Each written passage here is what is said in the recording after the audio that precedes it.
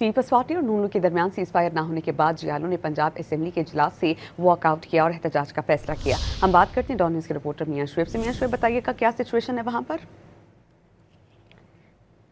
ہم اپنے رپورٹر سے رابطہ بحال کریں گے اور خبر کی مزید تفصیل ہم ان سے جانیں گے کہ پیپلز پارٹی اور نون لیگ کے درمیان سیز فائر نہ ہونے کے بعد جیالوں نے پنجاب اسمبلی کے اجلاس سے واک آؤٹ اور احتجاج کا فیصلہ کیا ہے۔ واضح رہے کہ گزشتہ کئی روز سے ہم دیکھ رہے ہیں کہ پاکستان پیپلز پارٹی اور مسلم لیگ نون کے اراکین کے درمیان لفظی گولہ باری کا سلسلہ جاری ہے، کیونکہ مریم نواز سیلاب سے متاثرہ علاقوں کا دورہ کر رہی تھیں تو انہوں نے پنجاب میں نہروں کے حوالے سے ایک بیان دیا تھا جس پر پاکستان پیپلز پارٹی کے تحفظات تھے اور یہ گولہ باری چلتی رہی، جس کے بعد پاکستان پیپلز پارٹی کی جانب سے کہا گیا کہ جب وزیر اعظم شہباز شریف واپس آئیں گے تو اس سلسلے کو ان کی قیادت کے سامنے اٹھایا جائے گا۔